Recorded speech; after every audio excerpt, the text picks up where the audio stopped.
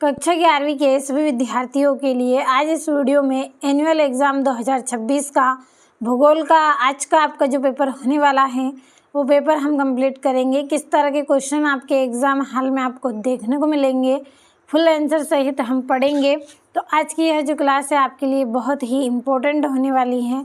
पूरा video last तक देखें और सभी प्रश्नों को अच्छे से आप कंप्लीट करें। तो ज़्यादा समय आपका नहीं लूँगी।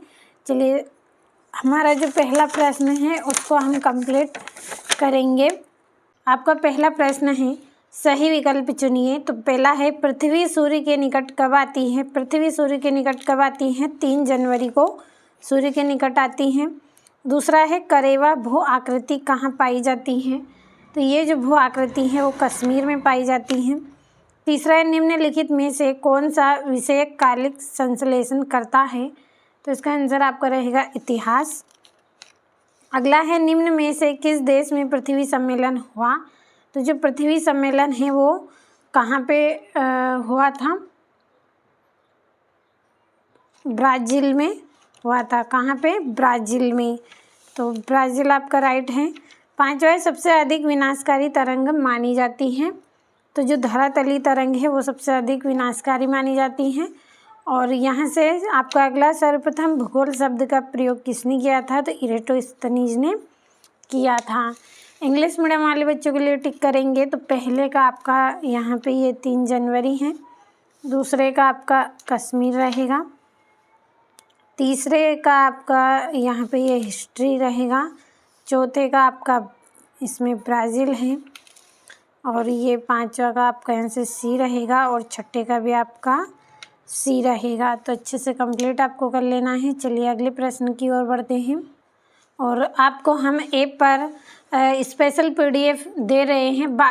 मात्र 20 से 30 रुपये में आपको स्पेशल पीडीएफ मिलेगी।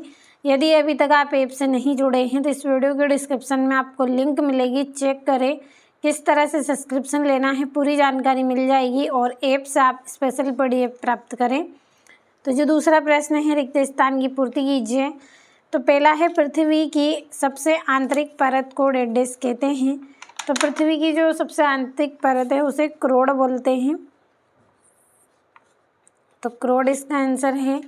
अगला है, वन्य जीव सुरक्षा अधिनियम डेड में पारित किया गया। तो ये 1972 में पारित किया गया। अगला है, फूलों की घाटी डेड में स्थित है। तो ये कहाँ पे स्थित है? उत्तराखंड में। तो चलिए यहीं पर लिख लेते हैं, उत्तराखंड। अगला है, ज्वार भाटा की उत्पत्ति का मुख्य कारण डेड है। तो चंद्रमा और सूर्य का गुरुत्वाकर्षण। चंद्रमा और सूर्य का गुरुत्वाकर्षण। तो ये आपके तीसरे का आंसर हो गया है। चौथे का पांचवा है, भूकंप की तीव्रता का मापन डेड द्वारा किया जाता है। तो किसके द्वारा करते हैं? सिस्मोग्राफ के द्वारा। सिस्मोग्राफ। अगला है, भारत के कुल भौगोलिक क्षेत्र का डेड प्रतिशत भाग वनों के अधीन है। तो कितना? 24.62%। ये भी आपका लगभग में रहेगा, लगभग। तो ये हो गए हैं आपके रिक्त स्थान। इंग्लिश मीडियम वाले बच्चों के लिए भी कंप्लीट कर दिया है। अगला आपका जो प्रश्न है, सत्य असत्य लिखिए। पहला है, भारत के अधिकांश भागों में वर्षा जुलाई से अक्टूबर के बीच होती है। तो ये आपका असत्य रहेगा, क्योंकि कब होती हैं मैं यहाँ पे इसका कारण लिखूँगी, जून और सितंबर के बीच में होती हैं। तो चलिए अब दूसरा हम पढ़ेंगे। स्टेपी घास भूमि बायोम है। तो ये आपका यहाँ पे सत्य रहेगा। अगला, सर्वप्रथम भूगोल शब्द का प्रयोग इरेटोस्थनीज ने किया। तो ये आपका सत्य है। अगला है, पृथ्वी के 71% भूभाग पर जल है। तो ये भी आपका सत्य रहेगा। अगला है मोहसिन राम में औसत वार्षिक वर्षा 1080 सेंटीमीटर से ज़्यादा होती है, तो ये सत्य है। अगला है सुंदरवन लगभग 200 रॉयल बंगाल टाइगर का आवासीय क्षेत्र है, तो ये भी आपका सत्य रहेगा। तो ये हो गए हैं सत्य सत्य। यहाँ से चलिए हम कंप्लीट करेंगे। तो पहला आपका फॉल्स इसमें रहेगा, बाकी आपके इसमें ट्रू रहेंगे। तो अच्छे से कंप्लीट आप करिए। चलिए अगले प्रश्न की ओर बढ़ते हैं। चौथा आपका प्रश्न है, उसमें सही जोड़ी लिखिए। तो पहली जोड़ी है प्राकृतिक तटबंध, तो इसकी जोड़ी आपकी रहेगी नदी निक्षेपण। दूसरा है मानव, तो मानव की जोड़ी रहेगी होमोसेपियन। तीसरा है श्रीलंका और भारत के बीच की खाड़ी, तो मन्नार इसका आंसर रहेगा, मन्नार। और वन्य प्राणी अधिनियम, तो इसकी जोड़ी आपकी रहेगी चौथी आपकी जो जोड़ी है इसका रहेगा 1972 में पारित हुआ था। और ब्राज़ील भूशिखर सम्मेलन, तो ये 1993 में हुआ था। तो ये हो गई आपकी जोड़ियाँ। यहाँ से इंग्लिश मीडियम वाले बच्चों के लिए नंबर डाल लेंगे।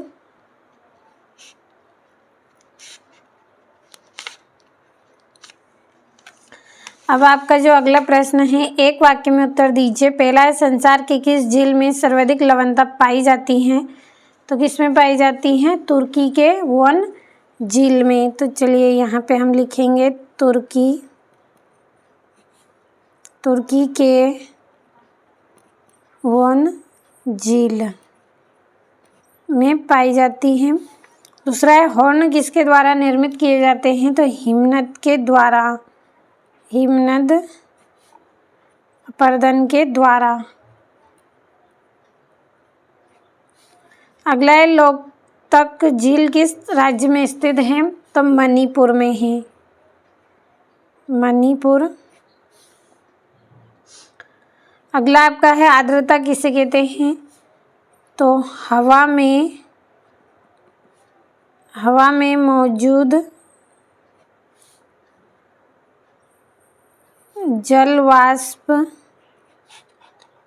जलवाष्प की मात्रा को क्या बोलते हैं, आर्द्रता कहते हैं।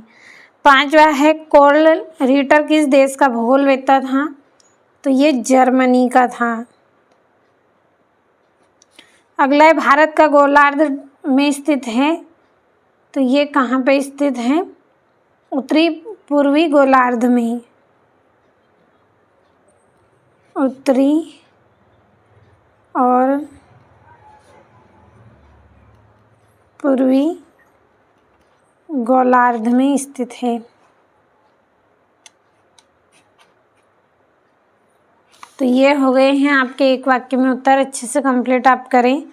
यहाँ से आपका जो छठा प्रश्न है, पी तरंगों की 2 विशेषता लिखनी है। भारत में बाढ़ को रोकने के 2 उपाय आपको लिखना है। और क्रमबद्ध उपागम के आधार पर भूगोल की शाखाएं लिखनी है। 90 में मृदा निर्माण को नियंत्रित करने वाले किन्हीं 2 कारक के नाम आपको बताना है। और भूगोल क्या है। 11वें में भारत की लंबी तटरेखा के क्या प्रभाव हैं, और एल्बिडो किसे कहते हैं। तो अच्छे से कंप्लीट करें। अगला आपका प्रश्न है, प्रायद्वीप पठार के कोई 3 महत्व को विस्तार से लिखिए। भौतिक अपक्षय प्रक्रियाएं क्या हैं। 15वें में हिमालय तथा प्रायद्वीप पठार से निकलने वाली नदियों में अंतर लिखिए। 16वें में जैव विविधता ह्रास के कोई 3 कारण आपको बताना है। और घर्षण के 3 प्रकार को लिखना है। और वर्षा के प्रकारों का वर्णन आपको करना है। यहाँ से आपका जो अगला प्रश्न है, भारत की जलवायु को प्रभावित करने वाले कोई 4 कारक का वर्णन कीजिए। और वेगनर के महाद्वीपीय विस्थापन सिद्धांत का वर्णन कीजिए। और ये आपका यहाँ से 20वें प्रश्न में आपको मानचित्र दिया गया है, जिसमें निम्नलिखित को आपको दर्शाना है। तो ये आपका यहाँ से छठा प्रश्न है, रुको और जाओ निर्णयवाद क्या है। तो देखिए समय कम है, तो आप जल्दी जल्दी स्क्रीनशॉट लें। और आपकी जो क्लास है वो ज़्यादा लॉन्ग भी हो जाएगी, तो आप स्क्रीनशॉट के माध्यम से सभी को कंप्लीट करें। चलिए यहाँ से आपका ये 7वां प्रश्न है। तो अथवा सहित आपको पूरे प्रश्नों के आंसर यहाँ पे मिले हैं, साथ में प्रश्न भी आपके लिए लिखे हैं। तो कंप्लीट अच्छे से कर लेना है आपको। अब यहाँ से ये इंग्लिश मीडियम वाले बच्चों के लिए है और आपका जो इसमें अथवा है, मानव कुछ क्षेत्रों में रहना क्यों चाहते हैं और कुछ में नहीं। और नवाय महाराष्ट्र एवं एशिया के मरुस्थलीय में पाले जाने वाले पशुओं के नाम आपको बताना है। तो जल्दी जल्दी स्क्रीनशॉट आपको लेना है। यह सहकारी कृषि क्या है। 10वें में आपको भारत की कार्यशील जनसंख्या के 4 प्रमुख भागों को बताना है। यहाँ से इंग्लिश मीडियम वाले बच्चों के लिए है।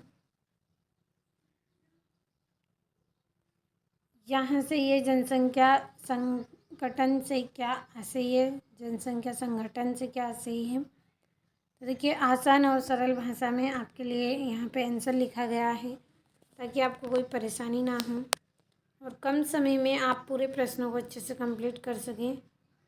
तो अच्छे से आप सभी प्रश्नों को कंप्लीट करें, एग्ज़ाम में आप अच्छे से अच्छे अंक प्राप्त करें और वीडियो को ज़्यादा से ज़्यादा अपने दोस्तों के साथ शेयर करें ताकि इम्पोर्टेंट क्लास को वो भी कंप्लीट कर लें और एग्ज़ाम में आपकी तरह अच्छे अंक प्राप्त करें। चलिए अगले प्रश्न की ओर बढ़ते हैं। तो ये यहाँ से इसका अथवा है, वायु प्रदूषण के 2 स्रोत औद्योगिक इकाई से निकलने वाला धुआं है और मोटर वाहनों से निकलने वाली विषैली गैस है। 14 मध्य भूसागरीय कृषि की 3 विशेषता लिखनी है आपको। तो खट्टे रसीले फल जैसे संतरा, नींबू, अंगूर, जैतून उगाए जाते हैं। जलवायु यहाँ की कैसी होती है। ग्रीष्म ऋतु गर्म, शुष्क और शीत ठंडी आर्द्रता होती है और वर्षा मुख्यतः सर्दियों में होती है। और बाजार उन्मुख कृषि में क्या है, इसमें उत्पादन मुख्यतः बाजार के निर्यात के लिए किया जाता है। यहाँ से स्क्रीनशॉट लें इंग्लिश मीडियम वाले बच्चे। चलिए अगले प्रश्न की ओर बढ़ते हैं। तो ये यहाँ से इसका अथवा रहेगा आपका।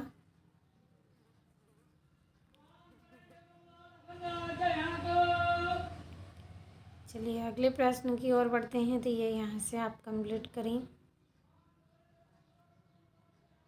15वां आपका जो प्रश्न है, इसमें आपको डेयरी फार्मिंग की कोई 3 विशेषता बतानी है। तो ये यहाँ पे इसकी विशेषता है, दूध उत्पादन पर आधारित होती है। कृषि में गाय भैंस पालकर दूध उत्पादन प्राप्त किया जाता है। नगरीय क्षेत्रों के निकट पास के शहरों में दूध शीघ्रता से पहुंच जाता है। इस तरह से ये आपका यहाँ पे क्वेश्चन हो गया। ये इसका अथवा है।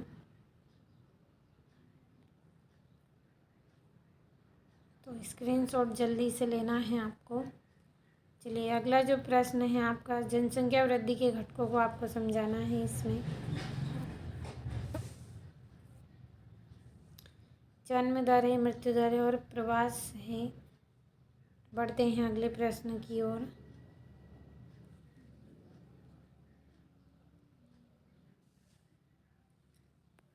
यहाँ से ये आपका अथवा है, भारत सरकार की कौशल विकास एवं उद्यमिता नीति के उद्देश्य आपको इसमें बताना है।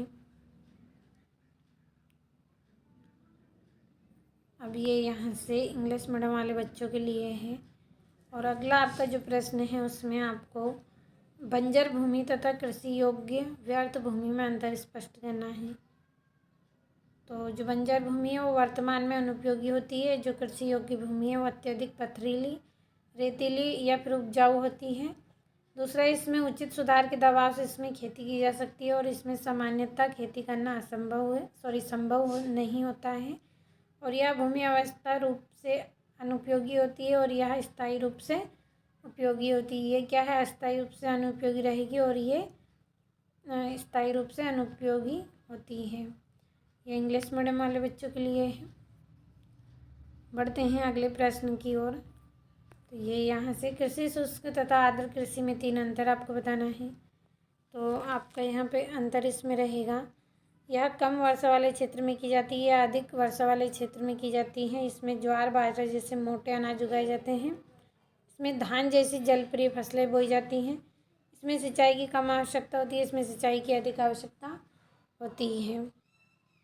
यहाँ से ये आप कंप्लीट करिएगा इनको और भरोसा रखें आप 12 मार्च के लिए बहुत ही इम्पोर्टेंट आपकी क्लास है। 100% आपके क्वेश्चन रहेंगे, आप केवल कंप्लीट करें। ये यहाँ से सोई नहर और पनामा नहर में अंतर। तो पनामा नहर क्या है, मध्य अमेरिका में है और यह नहर मिस्र में स्थित है। अगला पॉइंट हम इसका कंप्लीट करेंगे। ये यहाँ से दूसरा, यह लोक प्रणाली पर आधारित नहर है, यह समुद्र तल पर बनी नहर है। तीसरा, पनामा नहर की लंबाई कम होती है और इसकी लंबाई अधिक होती है। इसमें लगभग 82 किलोमीटर है और इसमें 193 है। यह अटलांटिक महासागर को प्रशांत महासागर से जोड़ती है और ये भूमध्य सागर को लाल महासागर से जोड़ती है। ये यहाँ से इंग्लिश मीडियम वाले बच्चों के लिए है। चलिए बढ़ते हैं अगले प्रश्न की ओर। तो ये यहाँ से आपको कुछ प्रश्न दिए गए हैं जिनमें आपको अंतर स्पष्ट करना है। तो ये यहाँ पे द्विपक्षीय व्यापार, बहुपक्षीय व्यापार में अंतर आपको बताना है। तो चलिए जल्दी से पढ़ लेते हैं। दो देश के बीच होने वाला व्यापार होता है ये, और ये बहु यानी कि अनेक देश के बीच होने वाला है। यह समझौते और सरल होता है, समझौते में सीमित और सरल होता है। यह व्यापार समझौते में व्यापक, यह व्यापार का जो क्षेत्र है वो क्या है, सीमित मात्रा में होता है। इसका क्षेत्र अधिक मात्रा में होता है। भारत नेपाल में व्यापार होता है इसमें, और इसमें किसमें, WTO के अंतर्गत इसमें व्यापार होता है। ये यहाँ से अंतर्देशीय पतन एवं बाह्य पतन में अंतर है करना आपको। तो देखिए, अंतर्देशीय देश के भीतर स्थित है। बाह्य पतन यानी कि बाहर रहेगा, समुद्र तट पर स्थित रहेगा। नदी, रेल या रेल मार्ग से जुड़े होते हैं, सीधे समुद्र से जुड़े होते हैं। समुद्री पतनों से माल का आवागमन करते हैं और अंतर्राष्ट्रीय समुद्री व्यापार से करते हैं। इसमें यह कोलकाता में है और ये मुंबई पतन में है। कंप्लीट अच्छे से करें। यहाँ से इंग्लिश मीडियम वाले बच्चा आप कंप्लीट करिएगा इनको। ये यहाँ से है इंग्लिश में। ये यहाँ से अगला आपका प्रश्न है।